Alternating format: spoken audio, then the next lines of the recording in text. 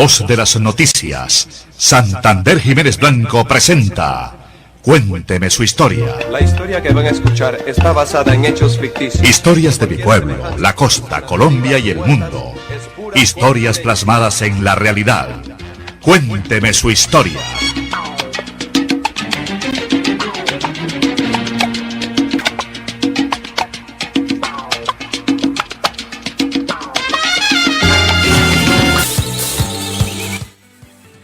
Muchas gracias. Aquí estamos de la mano de Dios y con mucho cariño para presentarles Cuénteme su historia.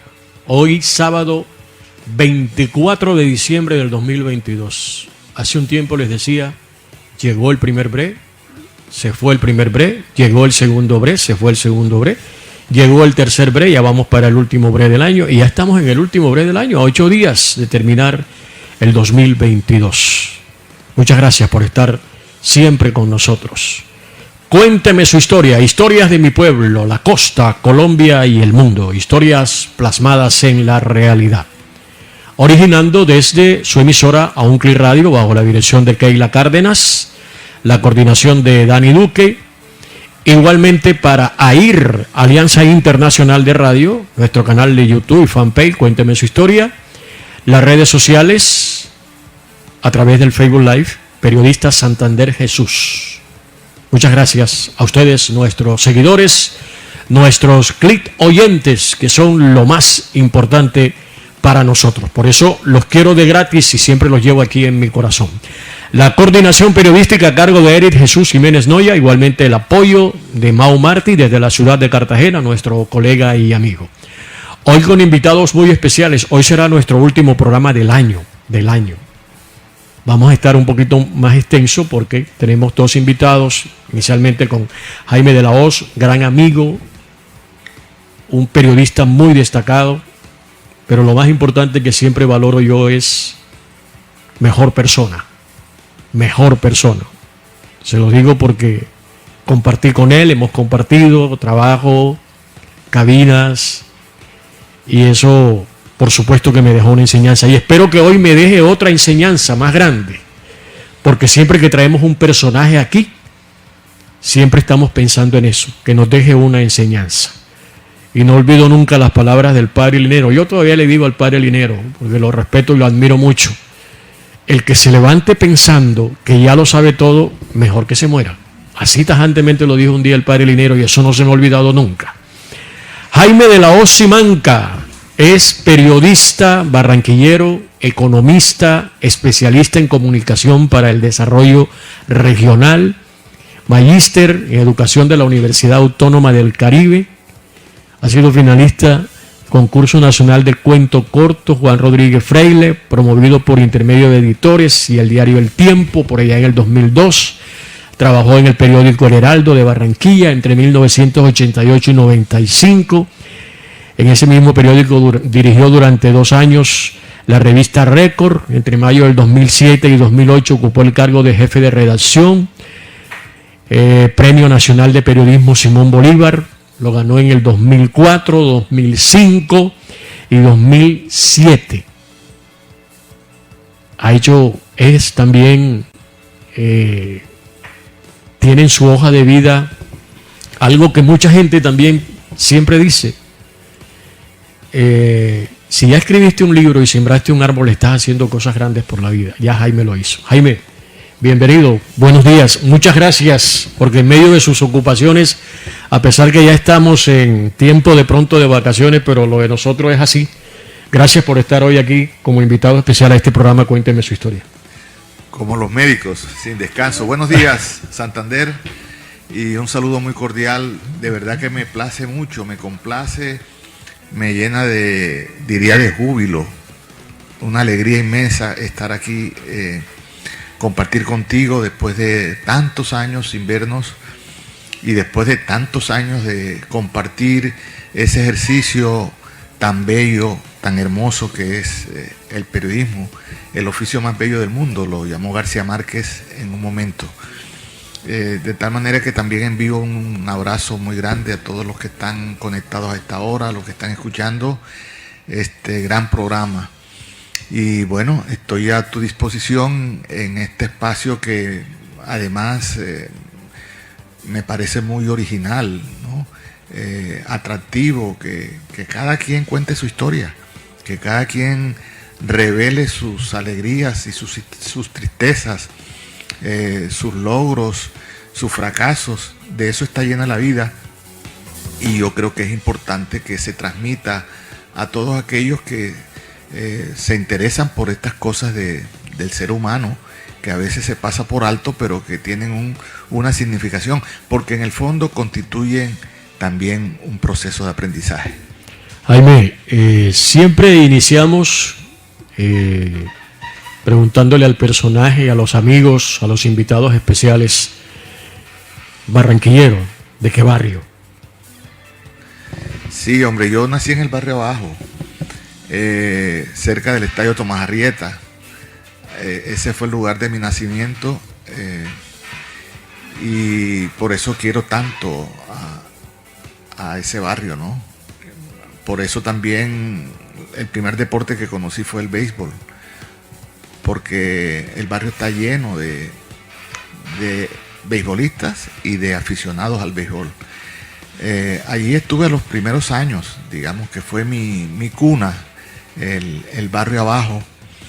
De allí también nace mi admiración por un gran pintor que se llama Néstor Loaiza, que es el pintor del barrio Abajo.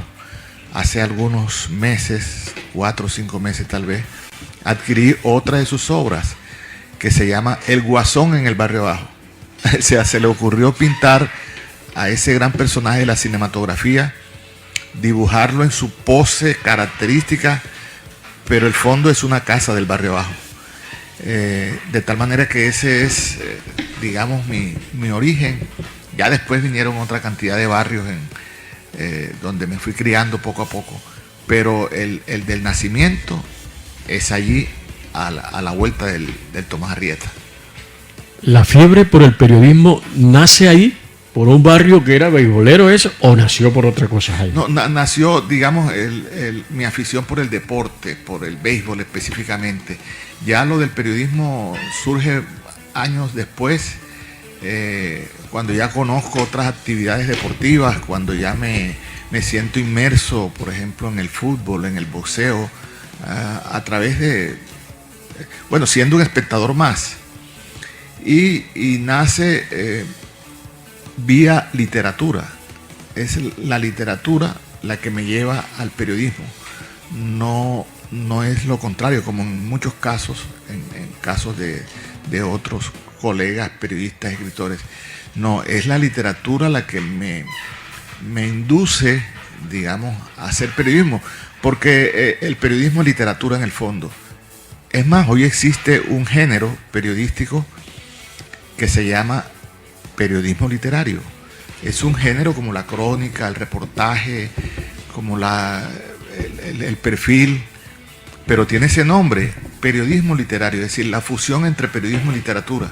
Entonces es la literatura la que me lleva al periodismo, y creo que lo ejercí y lo ejerzo todavía, el periodismo, con ese matiz, digamos, con esa impronta bella que es la literatura. El sabor está ahí todavía. El sabor, esa es la palabra exacta. El sabor del periodismo lo pone la literatura. Quien no haya leído obras literarias no va a tener la misma trascendencia su obra escrita desde el punto de vista periodístico. No lo va a tener porque, tú lo has dicho, la literatura le pone el sabor al periodismo. ¿Y la literatura cómo comenzó? Bueno, eso sí fue influencia de mi padre, Manuel de la Hoz Muñoz, que en paz descanse, un gran lector, un hombre de la radio, o sea, que escuchaba radio todos los días, tenía sus radiecitos, casi una colección de radios, y yo lo veía permanentemente, lo escuchaba hablar, decir algo.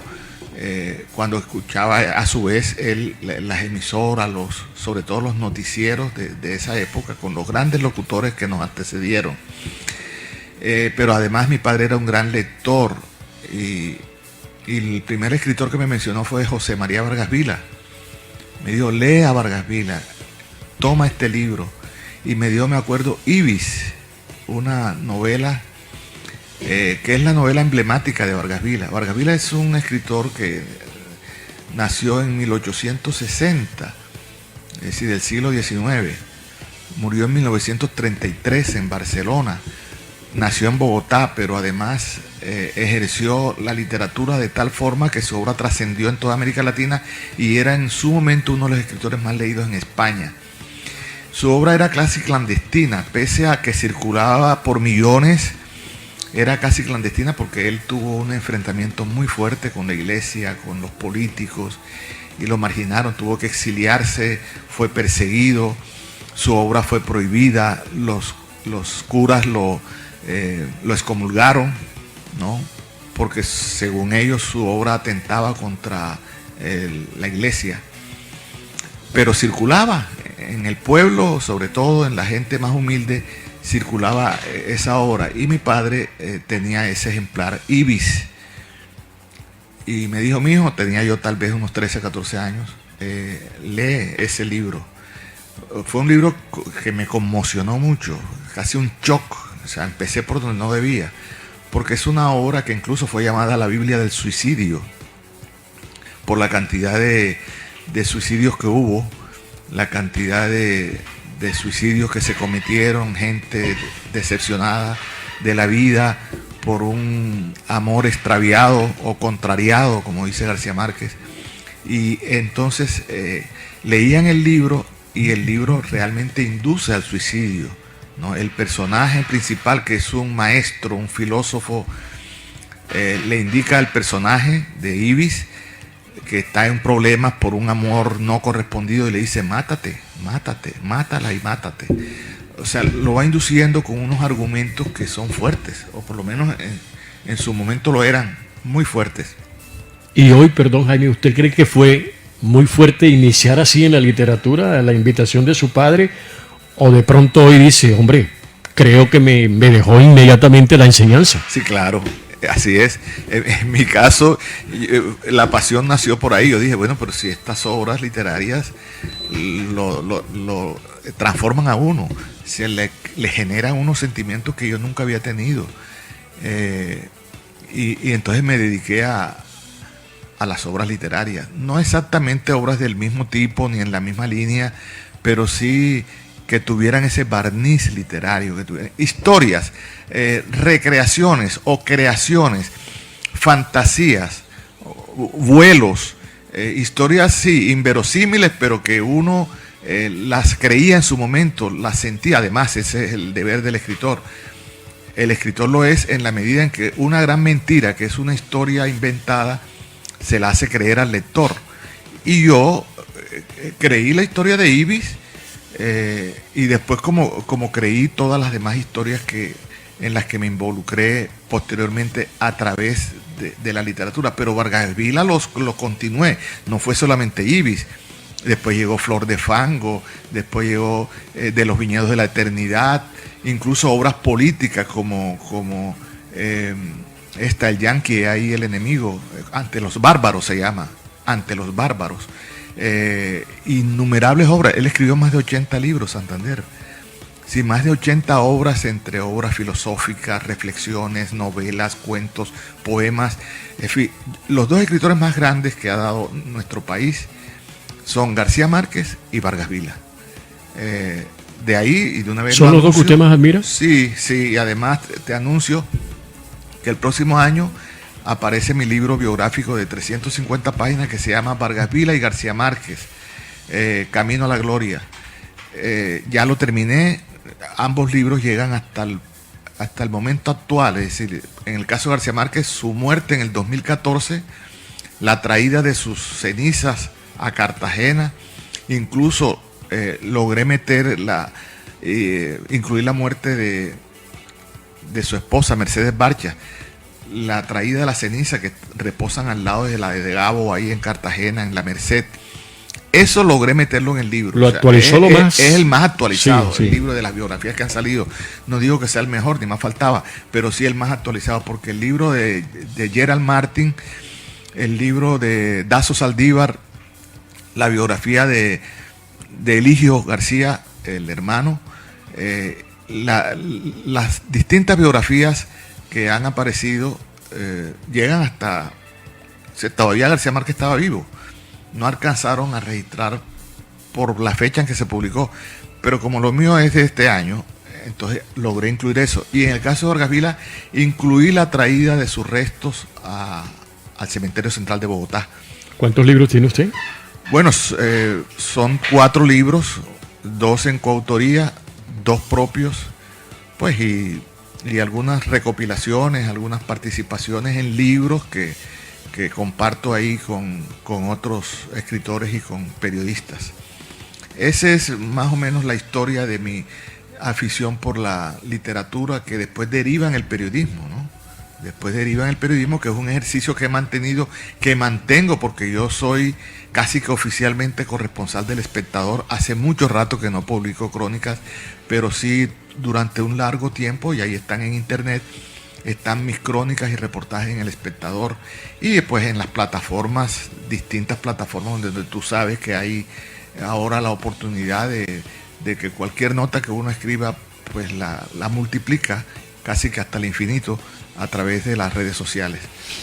Si seguimos hablando de literatura con Jaime, vamos de largo.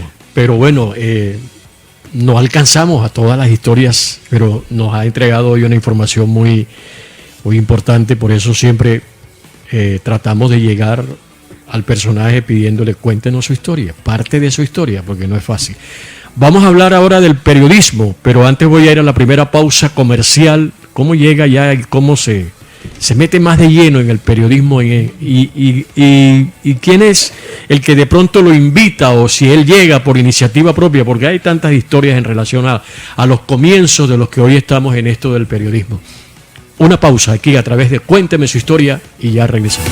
Avanzan para mejorar la calidad de vida de los habitantes de Soledad. Estamos trabajando en la recuperación de la malla vial con la pavimentación de cerca de 20.000 metros lineales. De manera simultánea en la canalización de tramos de arroyos y la construcción de un número importante de parques cancha en distintos barrios. De la misma forma se interviene en distintos sectores transformándolos por completo, logrando legalizar 16 asentamientos urbanos y consolidando 10.000 familias como propietarias de su vivienda. Asimismo, construimos la sede de la Universidad del Atlántico con recursos del municipio en su primera fase, una obra que ratifica nuestro gran pacto social por Soledad.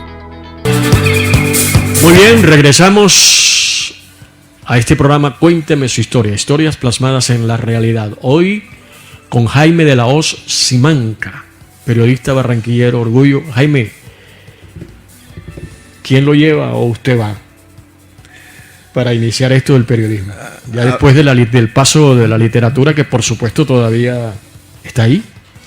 En un momento me surgió la idea de hacerle una entrevista a Roberto Flaco Meléndez, que había sido mi profesor en el Colegio Colón, profesor de educación física. Yo estaba en la universidad y el gusanillo del periodismo rondaba por ahí. Como idea muy loca, decidí entrevistar al Flaco Meléndez. Me dio la cita, conversamos 2-3 horas. Me resultó una entrevista con muchas confesiones y con mucha historia. Y me acordé de Fabio Poveda Márquez, que en ese momento dirigía el Heraldo Deportivo y quien ha sido mi gran maestro. El maestro en mi vida periodística se llama Fabio Poveda Márquez. Y yo lo admiraba mucho, o sea, le escuchaba su programa todos los días, todas las mañanas, y sabía que él dirigía con mucha eficiencia un tabloide que era el Heraldo Deportivo, donde estaba también Juan Gozaín. Y en ese momento de lo del Flaco, ya Gozaín se había ido, creo que para Bogotá, y quedó solo Fabio.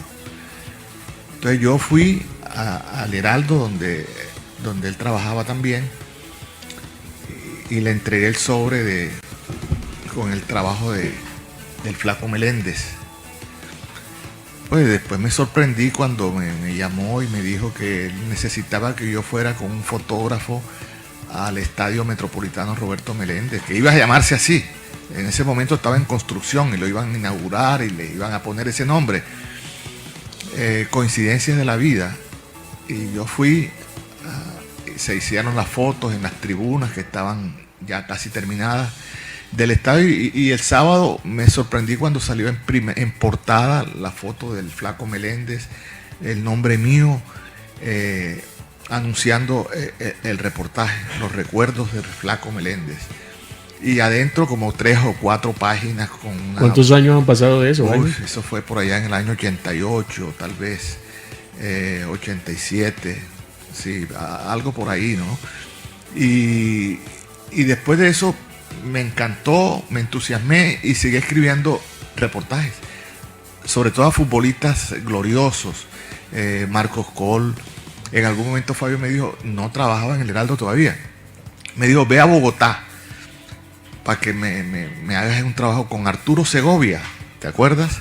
Que vivía allá, Arturo Segovia, y aproveché que en esos días había llegado de Roma una anciana, creo que de 90 años, que había ganado medalla de oro en Roma, en unos juegos atléticos para la tercera edad. Ella participó y ganó la competencia, vivía en el Minuto de Dios.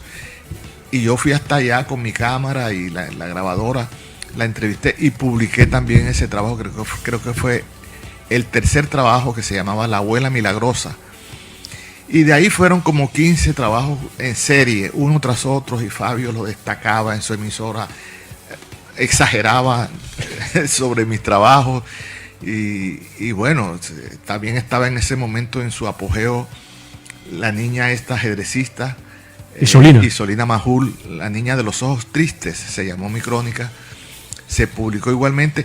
Total, que eso como que tuvo algún eco incluso allá en la dirección del periódico y tal, y me llamaron.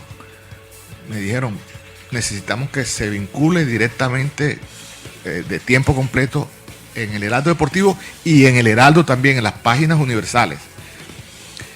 Ahí nació mi vinculación al periodismo, Santa. Ese fue. Gracias al maestro, que recuerdo siempre, con quien tuve una bonita relación. Es mi compadre, es el padrino de mi hijo mayor, de Jaime también, que se llama así. Él lo bautizó.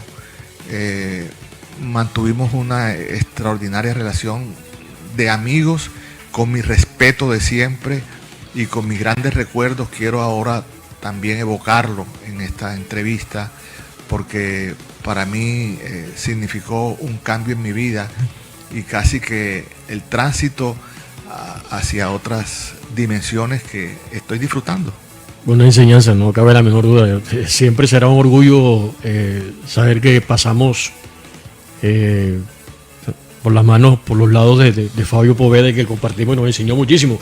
Yo, estando todavía Ernesto Macaulay, un día le dije, maestro, porque también lo respetaba y por supuesto, a Ernesto, y Ernesto me dijo, maestro es Fabio.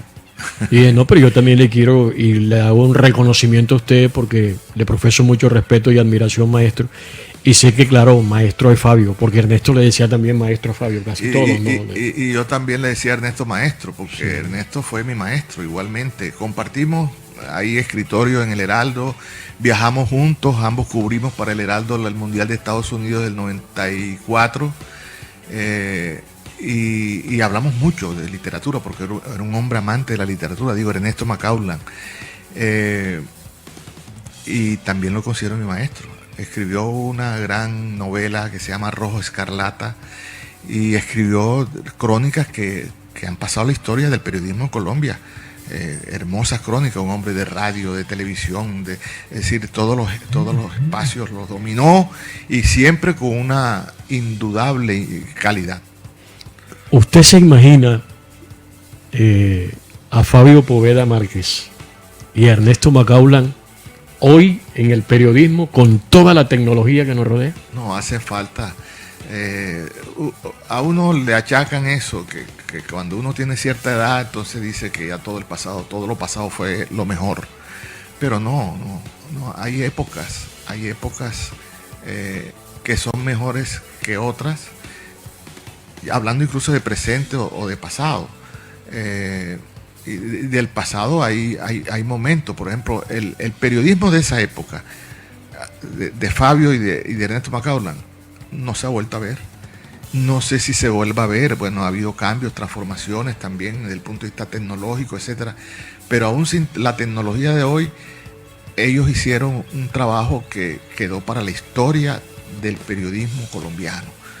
Muchos, ¿no? Pero en este caso específico me refiero a Fabio Poveda y Ernesto Macaulay. Ambos no se han repetido personajes así, con esa característica, con esa genialidad, con ese talento. Aún hoy yo le enseño a mis estudiantes crónica, reportajes, perfil periodístico, es decir, géneros periodísticos. Y el ejemplo, de los ejemplos que más destaco son los de Fabio Poveda Márquez y Ernesto Macaulay, entre otros, ¿no? Hay otros grandes periodistas aquí que, bueno, si nos ponemos a hablar de eso, te cuento que no termina el día de hoy sin que acabemos. Pero en radio, por ejemplo, un poco antes que ellos, o ahí cercano, la época de Marcos Pérez Caicedo, por ejemplo, de Edgar Perea, que pese a que algunos los descalifican por su actitud, por su agresividad y tal, yo le valoro su capacidad narrativa. O sea, la narración es un aspecto clave, no solamente en radio, en televisión o en cine, sino también en prensa, y en literatura, que es donde más se habla. La narración literaria, por ejemplo. Porque muchos piensan, Jaime, perdón, que a veces en la narración estamos hablando del que narra y canta un gol. Y no es así. No, claro. Mucho más allá, más profundo el García tema. Márquez es un gran narrador. Claro. Vargas Llosa, Carlos Fuentes, Octavio Paz, etcétera. Pero en radio, la narración de los partidos de fútbol, de béisbol, de básquetbol, incluso de ciclismo, porque también narró ciclismo, de Edgar Perea, era grandiosa porque ubicaba las metáforas donde era, a veces hiperbolizaba las acciones en el fútbol, por ejemplo, lo matizaba la acción con poesía, ¿no? Poesía popular. Yo no estoy hablando de la poesía de los clásicos, de aquellos que dejaron huella histórica. No, poesía popular, poesía de las entrañas del pueblo.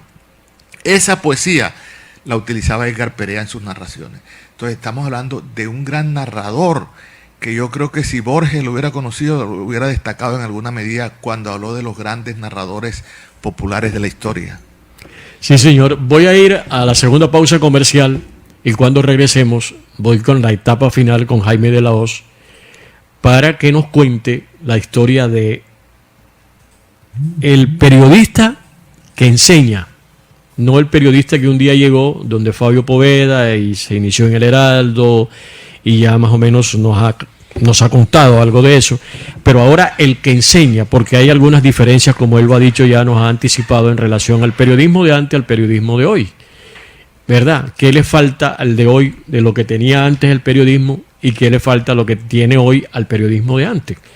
Lo vamos a tener aquí ya con Jaime de la Hoz Simancas, que es docente hace muchos años y es decano, entre otras cosas, ¿no?, en la Universidad Autónoma del Caribe.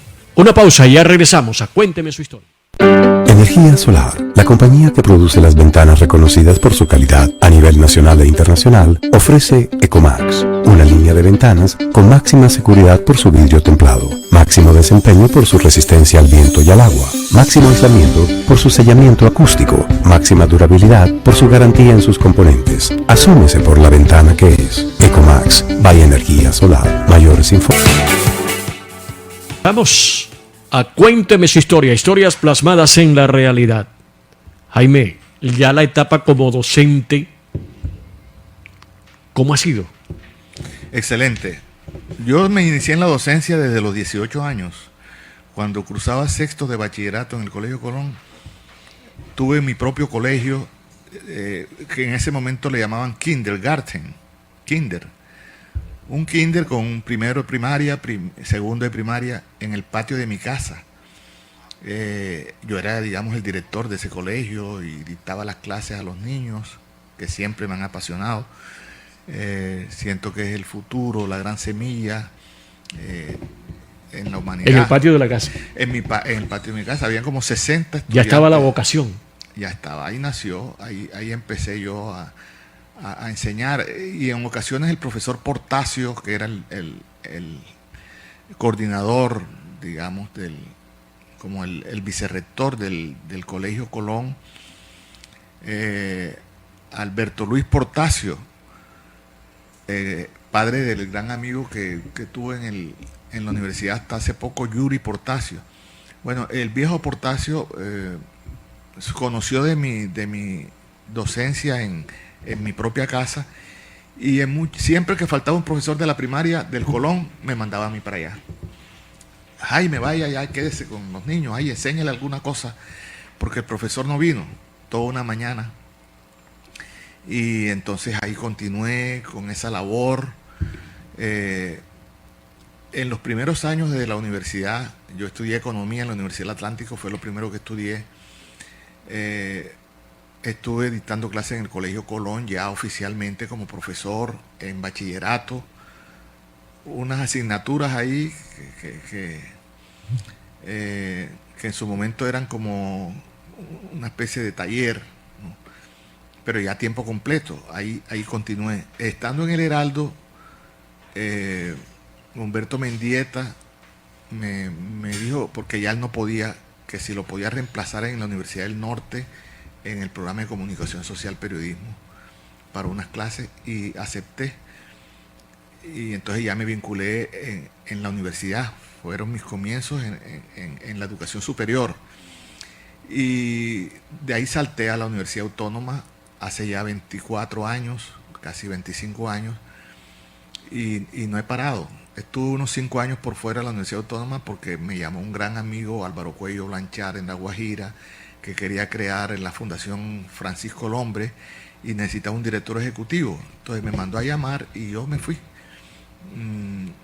Fueron 5 años en la que, bueno, pero allá dicté algo en la Universidad de La Guajira y en la UNAT, sí. Y posteriormente, ya de tiempo completo en la Autónoma desde hace más o menos 10 años, y ahora de decano, gracias a la designación que me ha hecho el doctor Mauricio Molinares Cañavera, que es el actual rector de la universidad, y quien, dicho sea de paso, valga decirlo, está desarrollando una lucha con gran eficacia en favor de la recuperación de la universidad, que ya es prácticamente un hecho. Este 2023, usted ha vivido todas las etapas, ¿no? Todas las etapas las he vivido. Ha sido esta la más oscura, la de la anterior administración, las anteriores administraciones, pero también estoy viviendo esta, que es una especie de sol que alumbra favorablemente. Hay un gran ambiente, además hay un gran grupo de profesores, directivos, 2 vicerrectorías, la académica y la administrativa, y una rectoría en cabeza del doctor Mauricio Molinares, que están impulsando la universidad, o sea, que están realmente creando el ambiente favorable para que la universidad sea verdaderamente del Caribe, con proyección nacional y con todas las características propias de una universidad de calidad. Hacia eso estamos apuntando, y por eso se le ha llamado el reverdecer de la Universidad Autónoma. Ahí estoy en la decanatura, a tus órdenes, Santa, a las órdenes de todos los que me están escuchando. Ahí estoy al servicio y con el llamado a los estudiantes que pueden estar viendo o que les comenten de este programa, para que sepan que la Universidad Autónoma está brindando una educación de calidad, y que vayan, ahí están todos los programas. Yo soy el decano de la Facultad de Ciencias Sociales y Humanas, que tiene bajo su cargo los programas de comunicación social, periodismo, de comunicación audiovisual, de psicología, de deporte y cultura física, y los posgrados, donde hay un gran posgrado también que valga la pena señalarlo, el posgrado de educación. También déjame decir rápidamente, Santa, que tenemos unas ofertas, además de los porcentajes de descuento y todo esto. Tenemos una especie de laboratorios, de talleres para la práctica del fútbol, por ejemplo, del polideportivo. Vamos a impulsar el campeonato universitario de fútbol femenino. Qué bueno, porque... Y creo que vamos a traer pronto eso es una sorpresa, me voy a reservar para que no sea todavía público, pero vamos a hacer un gran evento el próximo año en la universidad para impulsar el campeonato interuniversitario femenino, o sea, con participación. Primero va a ser internamente en la Universidad Autónoma del Caribe, que es la que va a abanderar todo este proceso del fútbol femenino universitario, y ya después todas aquellas universidades que se quieran sumar. Bueno, y están los programas de cursos cortos, todo aquello que significa educación y educación de calidad. Es en síntesis la historia mía en la educación, que combino con el ejercicio del periodismo y bueno, a la espera de dejar huellas ahí en la Autónoma. Lo merecen esa cantidad de estudiantes que uno observa, uno los ve, por ejemplo, en los actos masivos, y uno ve son rostros ilusionados, rostros que sueñan, rostros que anhelan, ¿no?, por un futuro gratificante, por una profesionalización también. O sea, se les nota esos sueños y uno no puede frustrar eso. Al contrario, tiene que estimularlo. ¿Y cómo lo hace? Bueno, brindando la mejor educación posible. Yo lo hago desde mi cátedra porque no he abandonado la cátedra. Seguiré de profesor ahí en la universidad. Pero ahora con algunos cargos administrativos, con algunas funciones administrativas, también hay que impulsar lo que tiene que ver con eventos, el mantenimiento de la calidad, que los programas pues caminen por donde debe ser. Jaime, en la universidad lo que usted ha dicho ahora se podría conjugar aquello de que, como decía un amigo mío, detrás de esa nube gris siempre estará más tarde un sol brillante. Bonita frase. Sí, entonces eso sí lo he notado, por cierto, en la Universidad Autónoma del Caribe. ¿Qué le gusta más? O de pronto, ¿qué escogería en un momento dado? O si se queda con todo, ¿la literatura, el periodismo o la docencia? Y lo que hoy está haciendo. Esas preguntas equivalen a una pedrada en el ojo y en el ojo tuerto. Es casi imposible responderlo porque no quedaría uno satisfecho con una respuesta escogiendo, ¿no? Escogiendo. Todo. Uno de los tres, sí, yo diría que todo. Sí. Es más, y en esta época uno no tiene que hablar de esto, pero lo voy a decir. En esta época de Navidad, de Año Nuevo, de felicidad, de alegría, de júbilo. Y esto te puede dar como la respuesta para que no digas, Jaime no me quiso contestar. ¿Tú sabes cómo quisiera morir yo? No sé, dentro de 10, 15, 20, 30 años, ojalá sean dentro de 30 años. Pero yo quiero morir dictando clases. O sea, yo quiero morir escribiendo con el marcador en el tablero. Que está escribiendo, dictando la clase, los estudiantes allí y yo escribiendo en el tablero. Y ahí, si quiere sobrevenir el infarto, que venga. Que me sorprenda, pero dictando clases. Eso es lo que yo quisiera. No digo que escribiendo en literatura, escribiendo cuento o novela, porque no hago eso.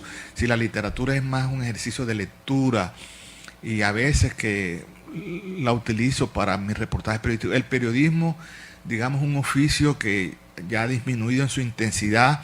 Lo añoro, lo quiero, lo amo, pero no te puedo decir, quiero morir yendo a una montaña ya escondida para hacer un trabajo con los indígenas que nadie sabe que allí viven, haciendo un trabajo periodístico. No, eso no. Quiero morir es así.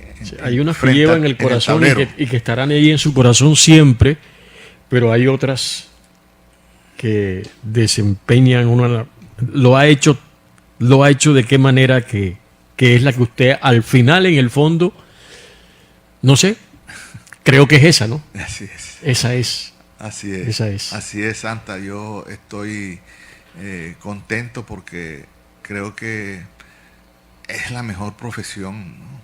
La del maestro. la del docente. Yo creo que allí uno se siente feliz, siente también que está contribuyendo en su paso por la vida. Yo creo que es una de las mejores contribuciones.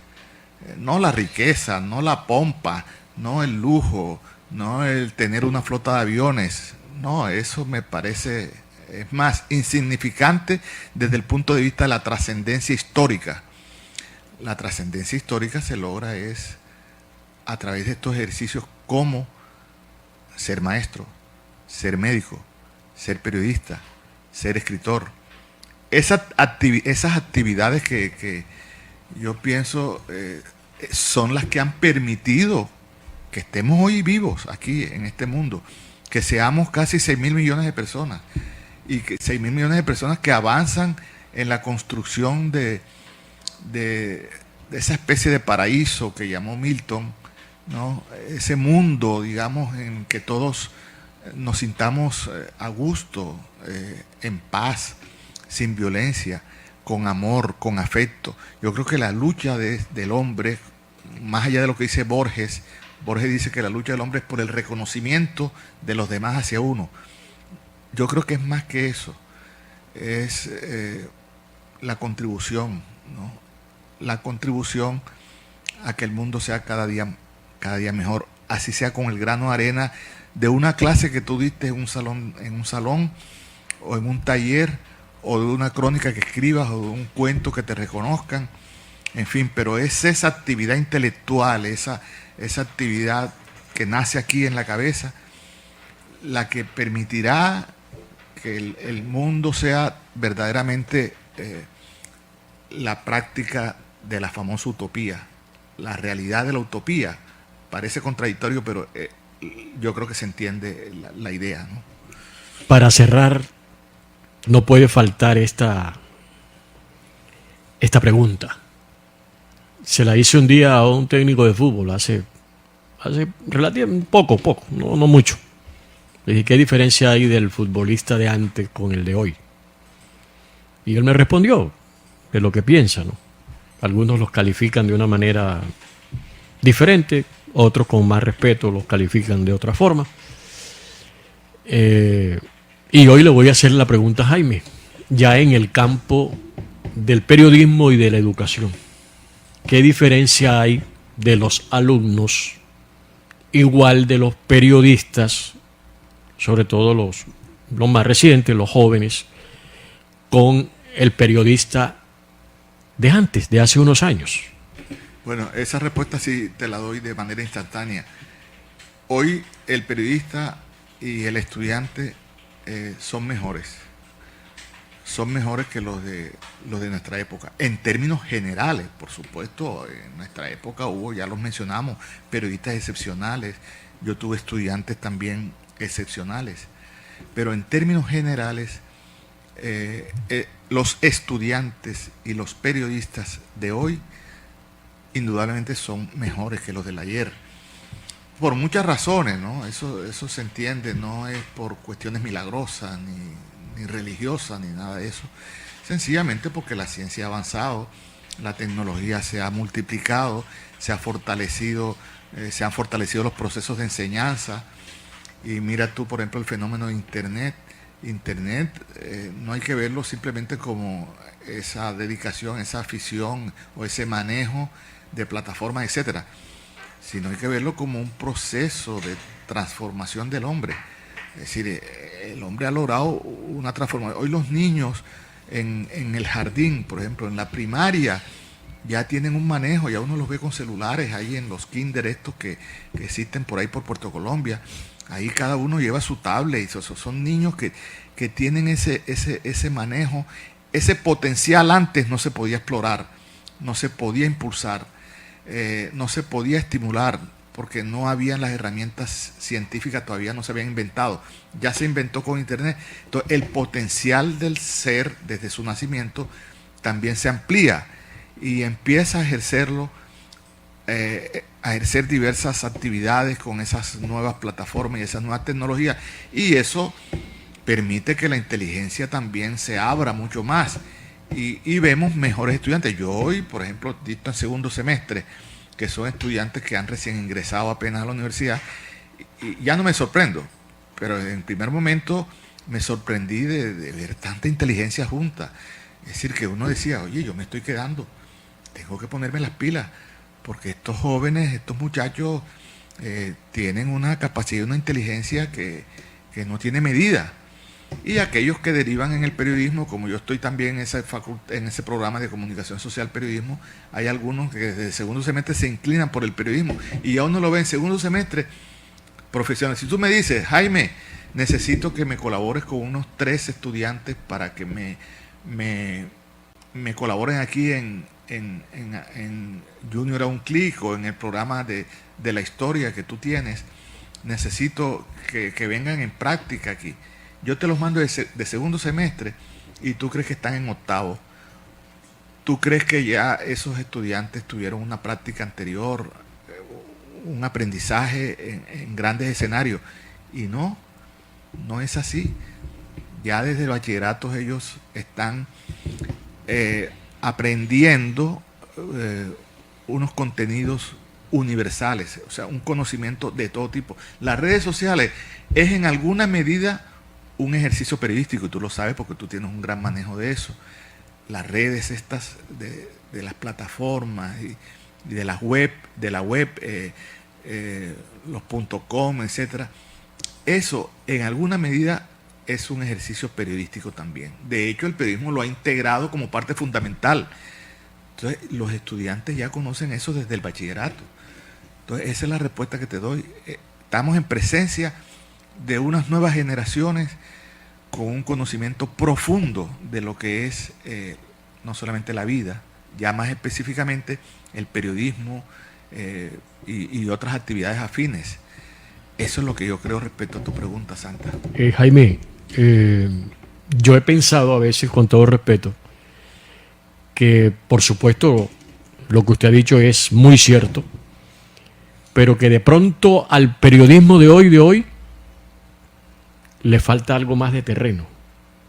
El terreno ese que hacíamos antes. Y eso complementaría y sería fabuloso. No sé usted como docente qué piensa. Sí. Yo diría que eso es otra cosa, ¿no? Digamos, es un complemento. Sí. Ese es un complemento y ahí hace falta, sin duda, hace falta lo que tuvimos nosotros. También esto merecería una explicación mucho más amplia y no nos alcanza el tiempo, pero eso tiene que ver con el periodismo investigativo o con el proceso de investigación en el periodismo, que nosotros lo hacíamos con rigor.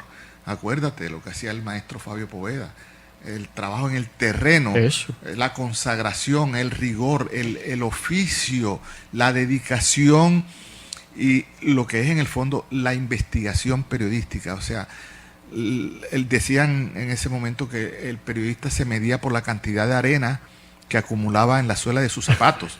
Es decir, que tanto caminaba. Entre más caminas, tú más investigación vas a tener.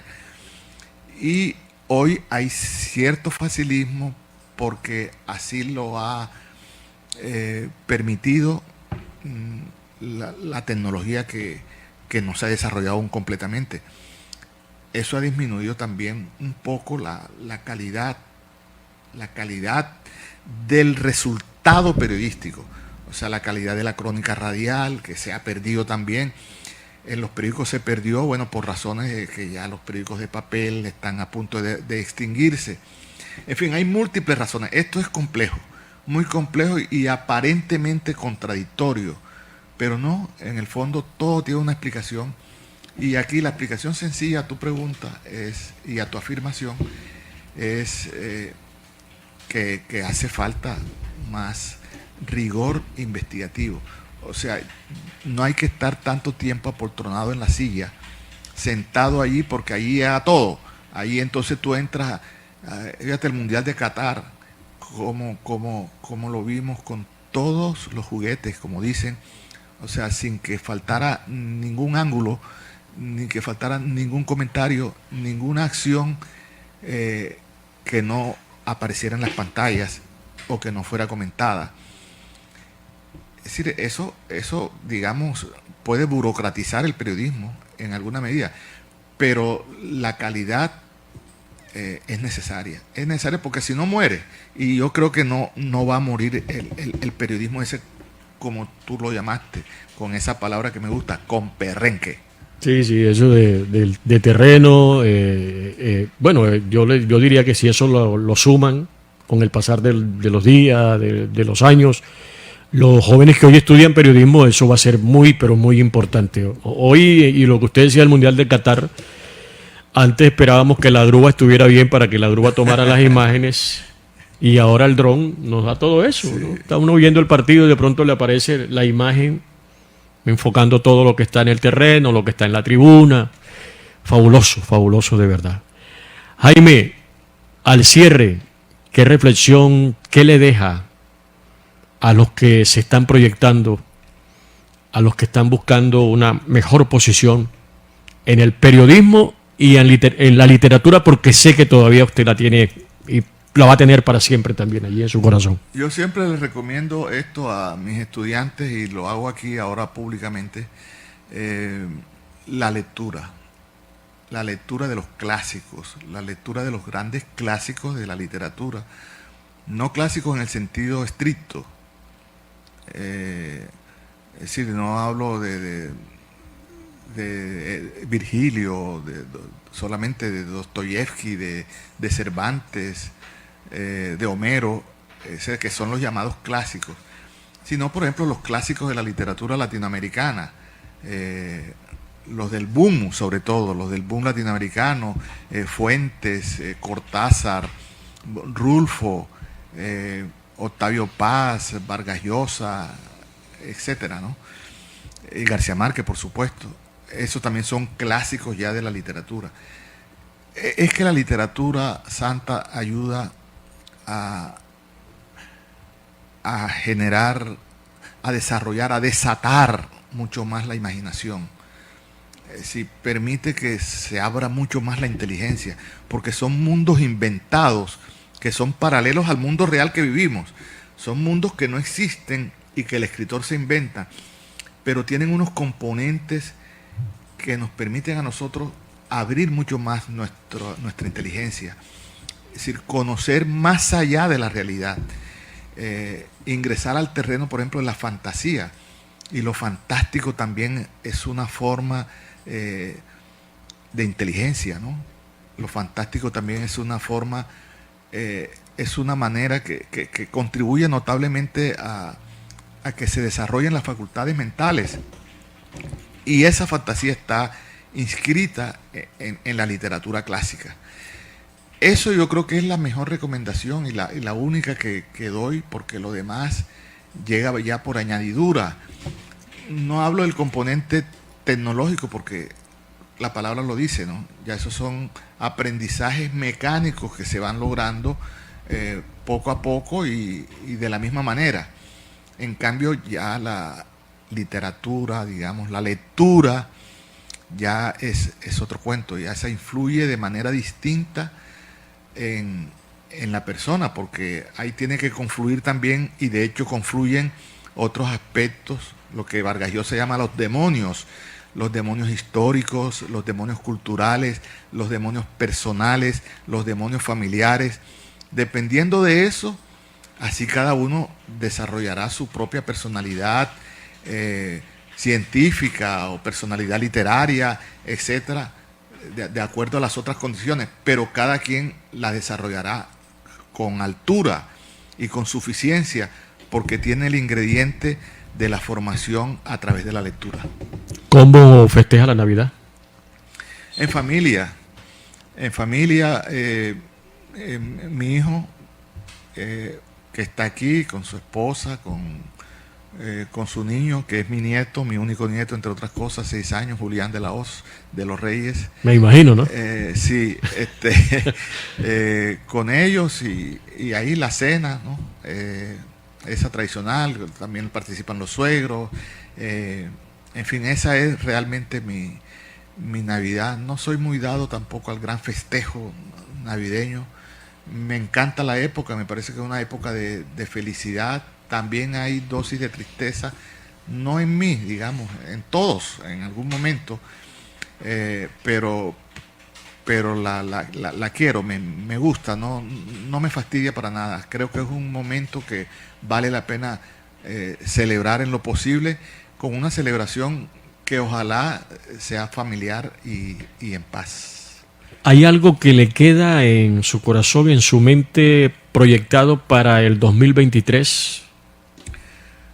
Bueno, la proyección que tengo es la Universidad Autónoma del Caribe, la decanatura de la universidad. Ya me he apropiado de eso, o sea, ya estoy, digamos, ya me afilé, como dicen por ahí, afilé el machete ya, en aras de un gran trabajo y un buen desempeño en la decanatura de la Facultad de Ciencias Sociales y Humanas. Cuando digo esto, estoy pensando en mis estudiantes y en la institución. En la universidad es un ícono del Caribe y del país. La universidad vale la pena que se desarrolle hasta las más elevadas alturas, tal como se lo ha propuesto el rector Molinares, los vicerrectores y bueno, los 5 decanos que estamos en la universidad, que constituimos la directiva de la universidad, junto con los estudiantes, los colegas, los profesores, los empleados, los trabajadores, incluyendo a los vigilantes. O sea, todos yo creo que podemos hacer causa común en favor de una universidad que esté al servicio de la inteligencia, al servicio de la creatividad, al servicio de esos miles de jóvenes que están soñando, que viven en un estado de sueño. Así como uno pone el estado en Facebook, así tienen ellos su propio estado, y el estado es la ilusión por ser mejores cada día y ser grandes profesionales en el futuro inmediato. El Estado, ¿no? Antes no hablábamos de eso. No decíamos para nada de eso. El Estado era simplemente aquel del que se habló siempre, el Estado con su división de poderes y tal. Ahora el Estado es, cualquiera lo dice, enseguida lo asocian es con Facebook, con Instagram y todas estas redes sociales que nos revolucionaron y que nos tienen casi al borde de la locura. ¿Viste lo que puso Jaime en el Estado? Entonces sale todo el mundo, mira, ¿qué fue lo que puso Jaime en el Estado? Bueno, es la tecnología y es el mundo actual en el que estamos. Jaime, muchas gracias de verdad. Gracias por la enseñanza que nos deja, como siempre digo, al inicio y al final, todos los personajes invitados especiales a este programa Cuénteme su historia. Tratamos siempre que nos dejen una enseñanza igual a ustedes que están conectados en todos los rincones del mundo, escuchando, observando este programa. Cuénteme su historia. El agradecimiento es mío, Santander. Y al comienzo hablé con toda sinceridad de mi alegría y de mi complacencia por compartir contigo nuevamente. Compartimos en una época, en diversos escenarios. Sabes, eres consciente del aprecio, el respeto y la admiración que te profeso por tu integridad, por tu profesionalismo, y siempre lo he destacado, no ahora por una entrevista que bueno, también me llena de mucha alegría, porque logra uno transmitir eso que está ahí. A veces se atraganta porque uno lo quiere decirle, mire joven, estudie, mire joven, lea, mire, ahí está este libro, mire la literatura, aquí están estos nombres que forman parte de la literatura precisamente de nuestro continente o del mundo. Eso que uno quiere gritar a veces que no puede, bueno, este ha sido un momento para decirlo con toda la calma del caso, gracias a tu invitación, que de ninguna manera voy a olvidar nunca. Muchas gracias, Jaime. No solamente TikTok, no hago un TikTok, ya no. Aquí en este programa pues expresamos algunos conceptos con nuestros invitados muy especiales para tratar siempre de dejar una enseñanza, que es lo más importante. Señoras y señores, muchas gracias por estar hoy con nosotros en este 24 de diciembre del 2022. Que lo tomen con calma, que festejen, como decía Jaime, de la mejor manera, con la familia, con los allegados. Es una época muy bonita, es una época tierna, amorosa, con mucho sentimiento, con mucho corazón, trae recuerdos. Todo eso hace parte del festejo, recordar a los que hoy no están con nosotros y compartir con los que están, por supuesto. Gracias a ustedes que están conectados en todos los rincones del mundo. Ustedes son lo más importante para nosotros, nuestros seguidores, nuestros clic oyentes. Por eso siempre les reitero, los quiero de gratis y los llevo aquí en mi corazón. La dirección de A Un Clic Radio de Keila Cárdenas, coordinación de estudios a cargo de Dani, que ha estado muy activo. Muchas gracias por estar aquí siempre con nosotros. Le deseo, es un joven que está creciendo cada día más en esto.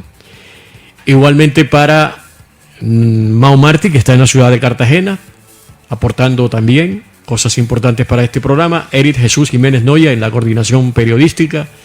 Siempre nos está pues sugiriendo los personajes, las cosas muchas gracias también por su importante labor.